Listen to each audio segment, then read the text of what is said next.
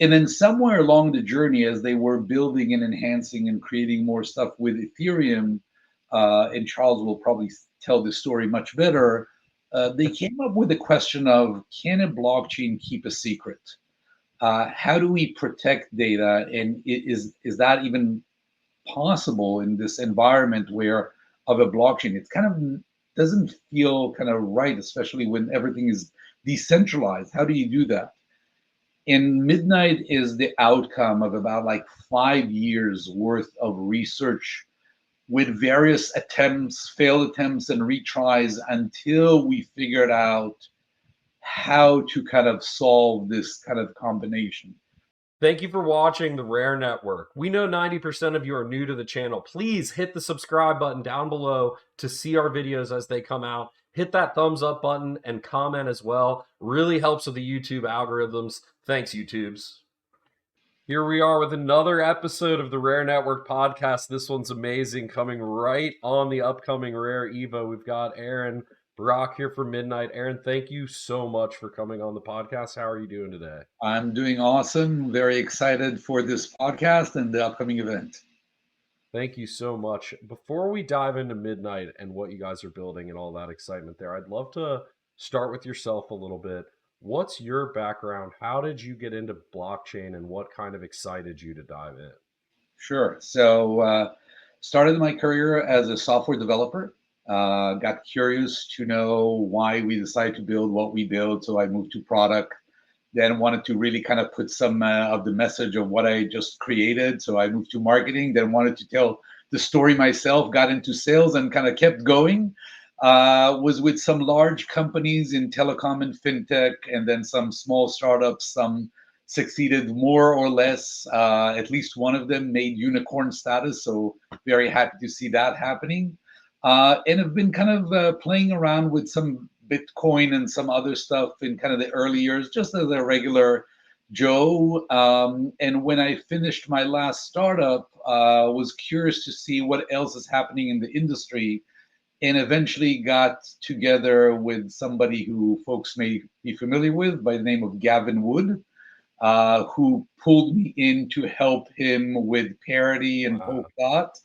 So I got kind of the first kind of a front row seat to the industry and what was happening, and worked with him for a little while, and then got tapped on the shoulder by Charles Hoskinson, who said, "Hey, love some help to take Midnight from its kind of incubation to market," and here we are.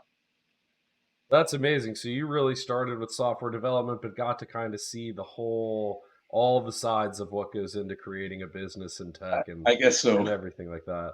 And then you got to see the whole creation with Gavin and Parody. You've really been around the industry for quite some time. When do you think you found Bitcoin, like early on, or I crypto? think it was like 2015. Some of my friends suddenly were talking about building these miners, in their garage with some, open cage stuff. And I was like, what the heck are you guys doing? What is this about?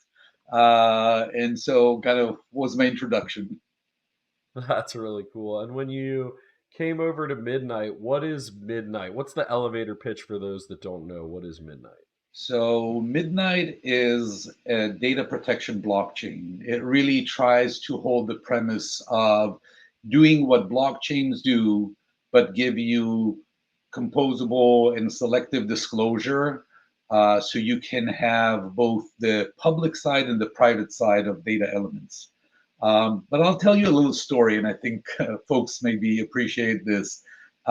Actually, when Charles reached out and talked about Midnight, I was a little bit, let's say, not enamored with this industry. The time that I spent in parody was fantastic, but I felt like something was just not clicking. Uh, we have this amazing technology, these amazing ideas. Why can't the rest of the world appreciate the awesomeness of what we're doing? Why haven't they started building everything on blockchain, right? And it took me a little bit of time to really think about it. And I kind of reflect to about 10 years ago, I was I was kind of starting my last startup. We were a technology player with encryption in the fintech industry, and it was an amazing story. It was going to revolutionize how banks connect with one another and exchange data in a way that was never done before. And the investors loved us, the customers loved us, until they heard that the technology was going to run in the cloud. Now, this is 2014. Bitcoin is already around, right? Believe it or not, in 2014, the banks were looking at the cloud as we're not there yet. They Wow. knew it was the future. They just couldn't get there. And they were citing things like, oh, we don't understand the operation, somebody else's computer, right? Oh, the security, who's going to save us and protect us? The operating costs, I'm not clear. They had all these excuses. Now, don't get me wrong. They knew that's where they were heading. They knew that was the future. In fact, a couple of years later, you look at them now, everything is in the cloud, right? Nothing is happening. But 2014, 10 years ago, couldn't get there. Do you And, feel and there's a lot of parallels with that in blockchain exactly, as adoption? Charles reached out, I was like, wait a second, I'm getting a deja vu here. Everybody in the market agrees that, you know, blockchain is the future. They just can't get there. They just, and they are coming up with all these, I'll call them excuses, but in reality is legitimate friction points. So the first thing we did when we got in, we went and talked with customers. We tried to understand, why are they not making the leap? Why are they not crossing the chasm? Surely this is not insurmountable. And we found out, I'd say, a few things. I'll mention three main things that were kind of the key friction points. Number one was around data protection. Not a single enterprise, between you and me, not a single person, would like to have all their data out in the public to see, right? I don't know about you. I don't think I'm going to have my bank account and all my transactions on a public chain for everybody to constantly monitor, where am I spending my money, how much money I have, right? And businesses are the same way. Their business data, their customer data has to be protected. In fact, for some businesses and some data elements, the law requires privacy. We got HIPAA, we got GDPR. I mean, we are required to care for the data. So unless a blockchain can give you data protection, it just doesn't cut it with a chief security officer or whoever needs to sign off on the project, right? The second thing that we were told is cost. Now, here's the problem. Blockchain, you need to incentivize people, right? You're creating tokenomics, you've got a token, people get paid, et cetera, et cetera. But the same token has different uses, right? It both is used to pay for the transactions, and it's also used to pay rewards. And some people use it for governance, and some people do staking, and some people invest in the token, et cetera, et cetera, et cetera. What ends up happening is you have a single asset with multiple groups of people or parties with sometimes very opposing agendas, right? Some people using the chain, they want the token to be a stable coin. And the people that look at it as an investment vehicle, whether we like it or not, consider it security or not, putting that aside, they want it to go to the moon. So everybody's pushing and pulling like crazy, right? And that's why you see Ethereum. One day the transaction fee is 50 cents, the next day it's $50. What the heck, right? You come and try to build a project, right? On blockchain as a technology, the CFO is going to come to you and say, hey, how much money do you need to run this application next year? I need a budget to sign off. If you can't give a number, the budget and the project doesn't get approved. So until we figure out how to get this sorted, the enterprises can't get their projects approved from the CFO. So the chief security officer didn't sign off. The chief financial officer is having struggle signing off. Next, you go to the COO. They like predictability. In fact, every enterprise and every business like predictability. Ask any, I don't know, public company, quarterly earning, right? What is it to set and meet expectation, right? They want to know what's going to happen. They don't want the infrastructure to suddenly, oh, service not available, something is happening, not work. They want SLA, right? So when they, for example, they build an application, they deploy it, let's say on Amazon or Google, they go to Amazon or Google and say, make sure this thing doesn't fail, right? Protect it from whatever DDoS, protect it from server failure, give me multiple availability zones, whatever you need to make sure my service is up and running, all good. With blockchain, we've got a slightly different problem. It's not having 2 or 3 servers up and running. We've got thousands of servers, theoretically, hundreds. The probability of a server, kind of a machine failure, impacting the ability of execution, practically non existent. We have a different problem. Can I get my transaction on the next block, right? Because if it doesn't get picked up, in effect, I'm getting like a DDoS, right? It's like, I see all the time people, let's not, let's give them compliments. They are all trying to outbid one another by whose chain is faster. And for me, it's the analogy of I'm standing on the kind of the platform of the train station, and I've got 2 guys in a pissing match over whose train is running faster. And I'm like, I don't care if your train is faster. If it doesn't stop at my station and I can't get on, it doesn't matter. Doesn't matter. It doesn't matter. Stop working on making the fastest train. First, work on making sure I always have a seat, right? The stable stakes. Then we can work on, making the train super fast.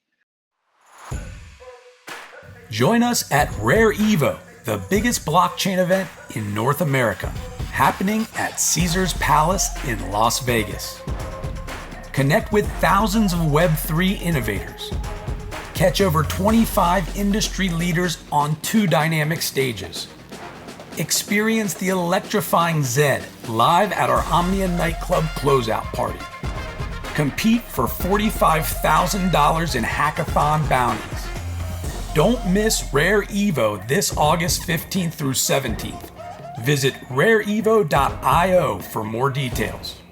See you there.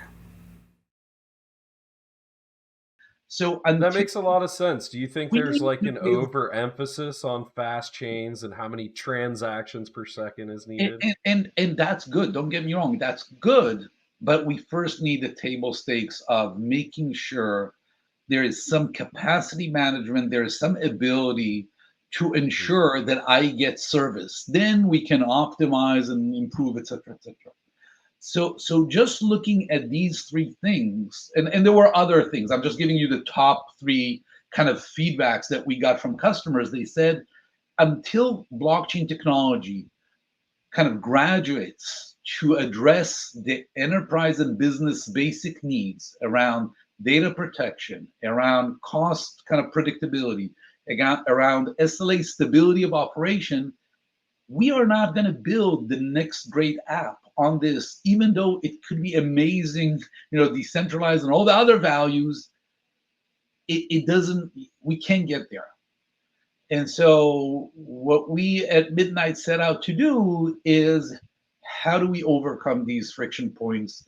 How do we make customers successful? How do we help them cross the chasm? That makes a lot of sense. Honestly, it's refreshing to hear. And the first point that you touched on there is data privacy, and I do believe that's very important. We look at our business, or like you said, my personal banking. I don't want every transaction out there for everybody, and there's a lot of hype about zero knowledge proofs, but I don't think a lot of people really kind of understand what they are. How and kind of explain it like I'm 5. What is a zero knowledge proof and how does it protect a user's privacy? Okay, so before talking on zero knowledge proof, let me just explain why we're even talking about zero knowledge. Why? Yeah. Okay. The problem starts with the fact that if you protect the data, you lose the ability to theoretically to get the utility out of the data. how do I provide you with access, let's say, to information about my bank account without giving you access to my bank account? Let's say you are, somebody who's interested, an outside party, let's say that leases cars, okay? And you want to check my credit score of something, right? The way you would check that is you would ask for some information either from the bank, my bank, or somebody that I have some money, or that I'm a good payer, or any of that kind of details.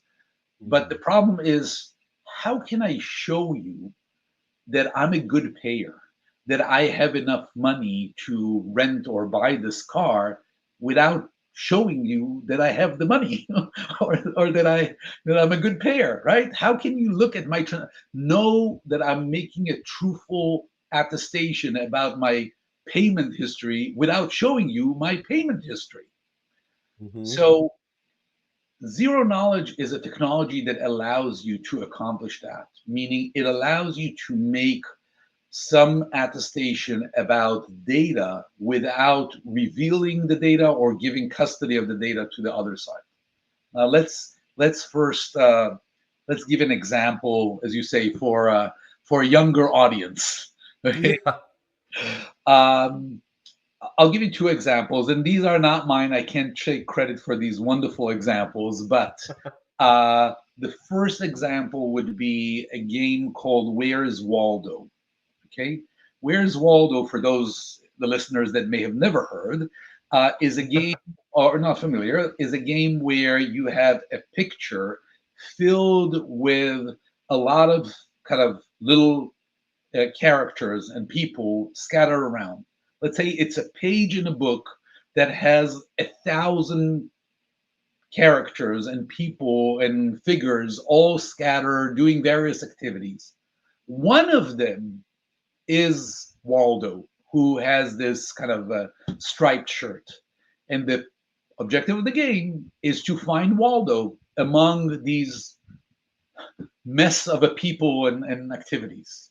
Now, how can I demonstrate to you that I know where Waldo is without pointing to Waldo? Well, one way to do that in the physical world would be to take a huge cardboard, way, way bigger than the book, make a hole in it, and place the hole right above Waldo. You could then look and see that indeed I found Waldo, because you can see it, Waldo, the character, through the hole in the cardboard. But because the cardboard is way, way bigger than the book, you don't know where the book is placed under the cardboard to ascertain from that where on the page is Waldo. So I am able to prove to you that I know I found Waldo, I got him right there, but I'm not giving you any details about the underlying data, like the location of Waldo. Let me give you another example. Let's use a safe, okay? There's a safe, and the safe has a combination code. Now, I know the code. You now will switch parts. You say, yeah, I know the code too. How can you prove to me that you know the code to the safe without saying anything about the code to the safe?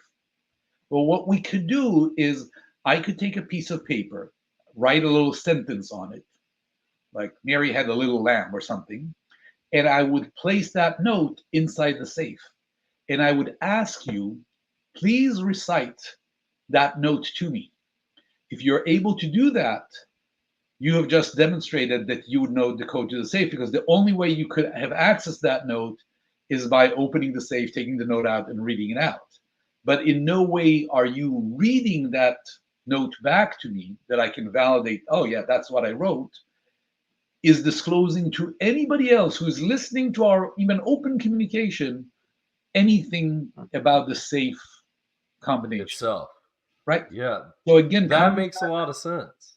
coming back to zero knowledge and KYC, I can now demonstrate to you that I am a good payer and I've got a fantastic credit history of payments, so you would agree to lease me a car with very good payment terms. I can go to a doctor and demonstrate to them that I was, let's say, vaccinated for chickenpox, even without showing them anything about my medical record. I can go and so on. I can go be a, let's say, a ESG uh, carbon credits. A company can demonstrate that they are meeting the carbon credits kind of numbers without disclosing anything about their suppliers or their processes or anything else. But they can make a very clear and verifiable attestation that that is in fact correct and that they are meeting the requirements. That makes a lot of sense. Those were really great analogies that I've never heard before, and I will definitely use those in the future Be my myself. So guest, thank you not for not can't take credit. These why Midnight, kind of how did Midnight get partnered with IOG, or how did that come around? Which came first So there? IOG definitely came first, as if for folks who may not be familiar with the history, Charles Hoskinson was very much involved with the creation of Ethereum, and then after a while parted ways and decided to create Cardano, as he viewed kind of as the evolution of the third generation blockchain, if you will.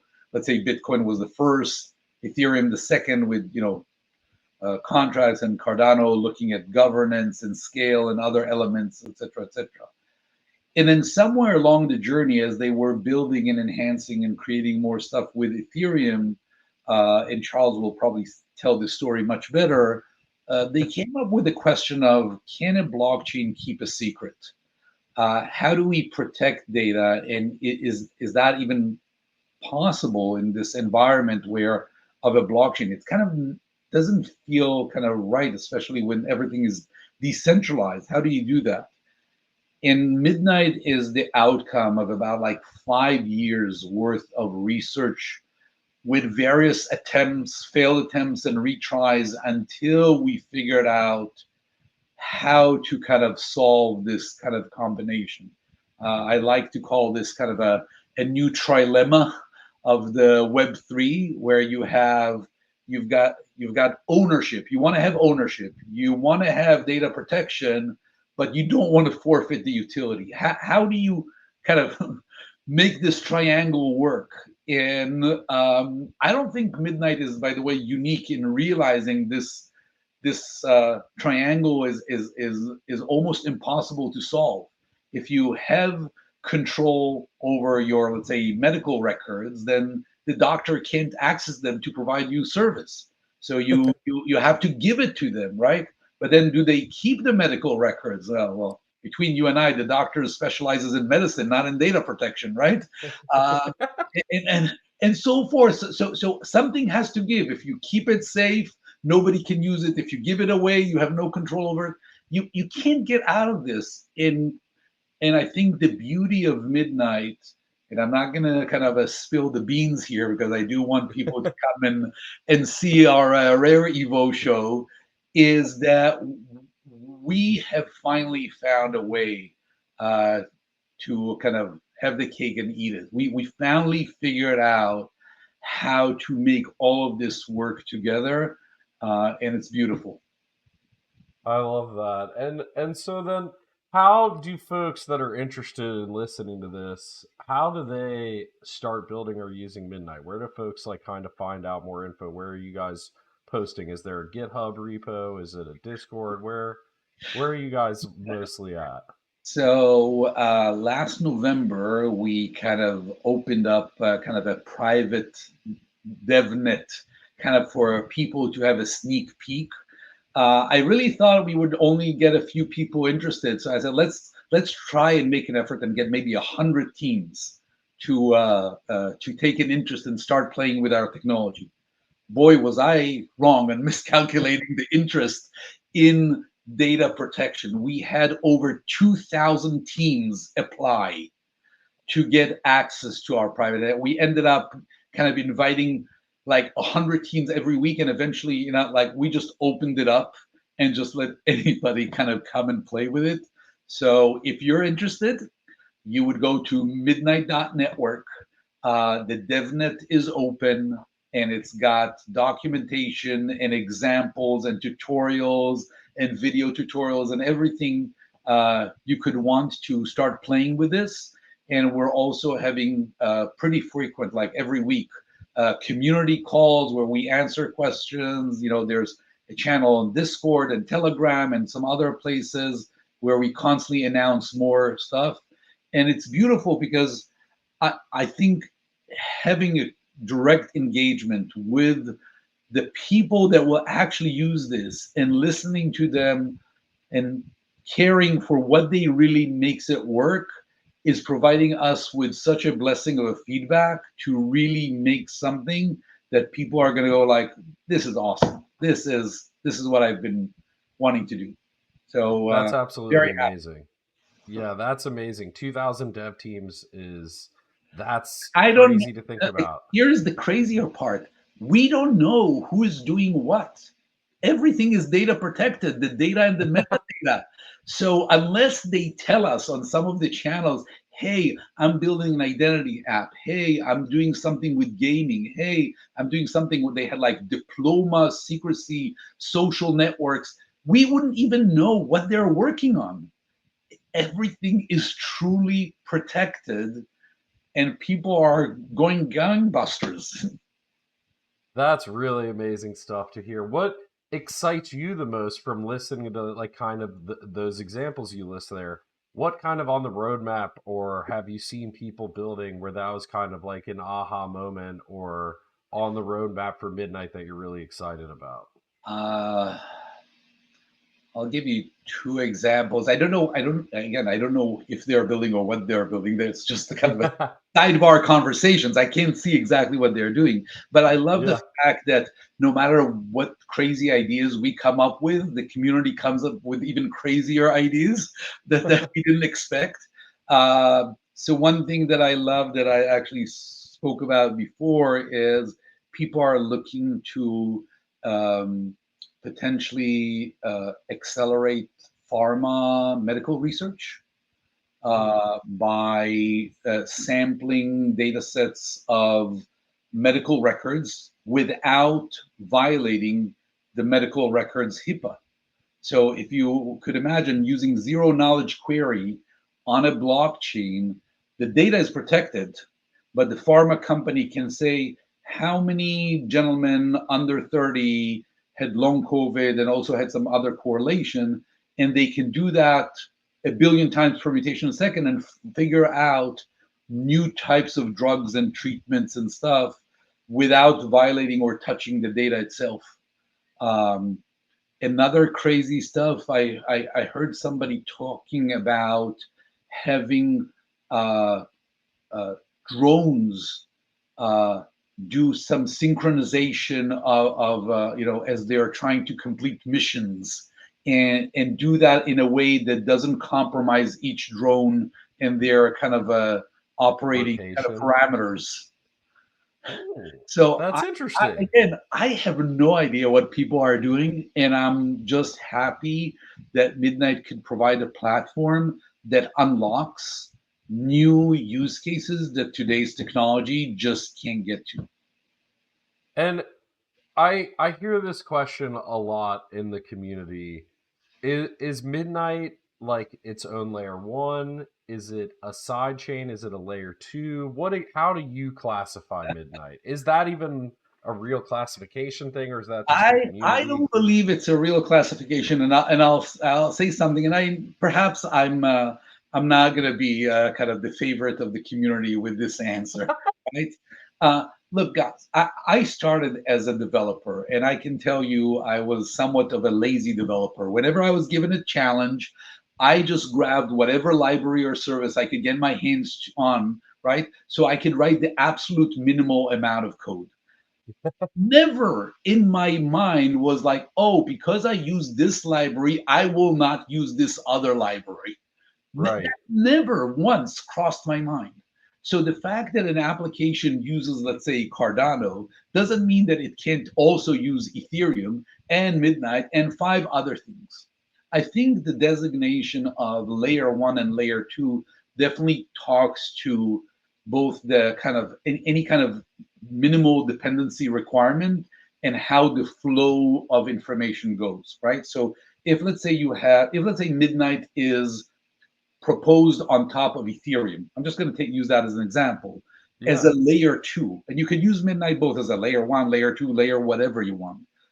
You would make from your dApp, you would call a function, call, let's say, smart contract on Ethereum that then would execute some activity and then call, if you will, a layer two function on Midnight, perform some activity, go back down to Cardano, go back to the app, we proceed, right?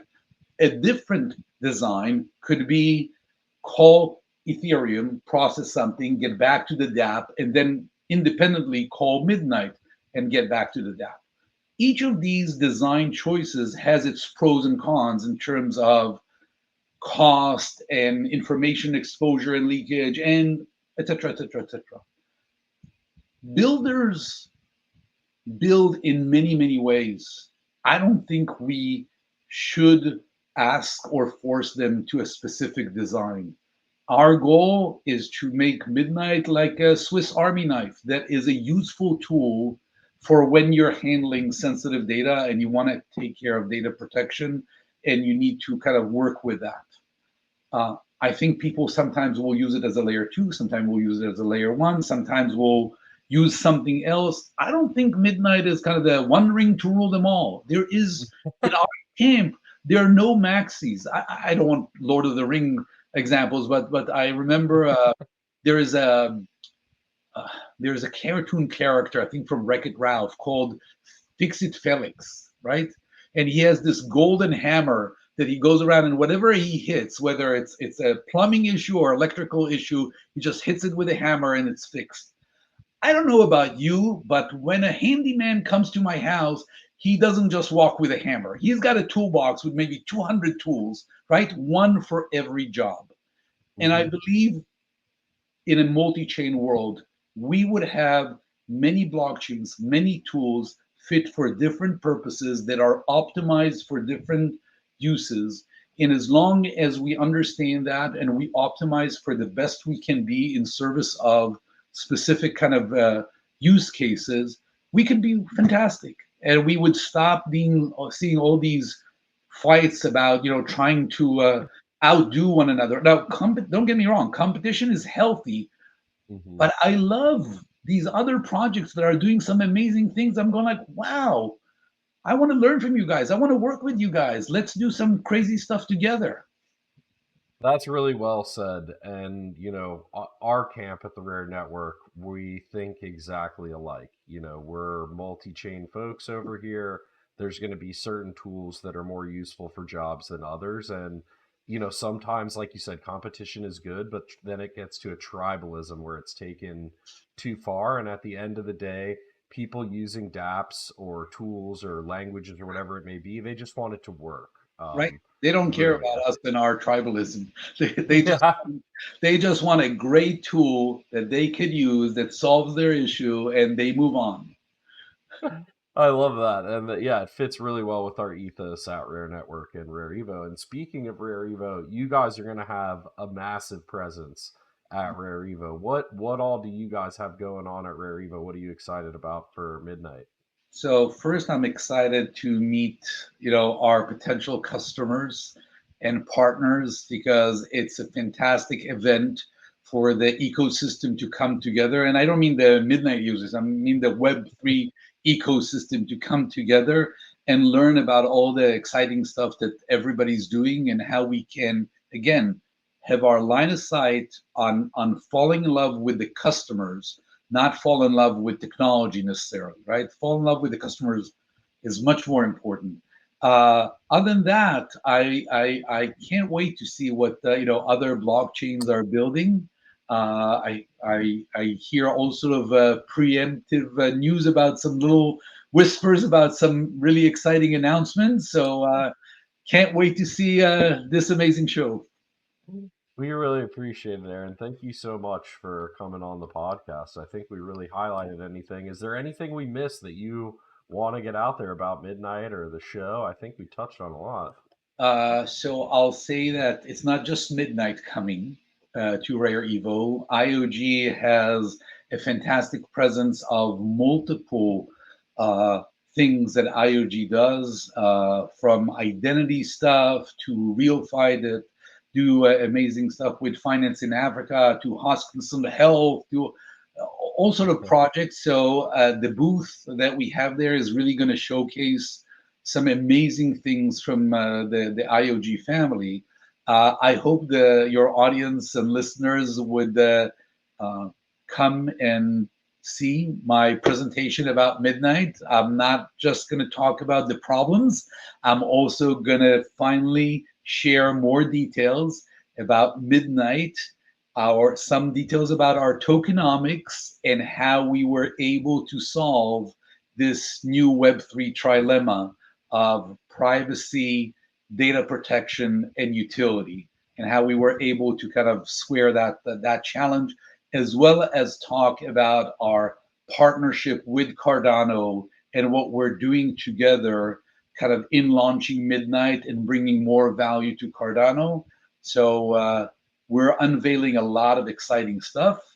And as I said, there's a technical workshop with Dr. Beckman, our CTO, about building your first data protecting zero knowledge dApps. We are having a hackathon, hybrid hackathon, and they're going to announce some winners. There's going to be a whole bunch of goodies, swag. It's going to be awesome. We appreciate the participation in the hackathon. That is one thing to definitely touch on. We were really surprised with how many folks came out to work with the Midnight Hackathon track, and really appreciate that. And we're really excited to kind of see who the winners are at the show. And I think you definitely dropped some alpha there of everybody should come to your speech to hear more about Midnight and the tokenomics and what you guys got going on. There was a lot of good kind of teasers here in this podcast for everybody. So I appreciate it, Aaron. Thank you so much for coming on. Fantastic. Thank you, and see you all very soon.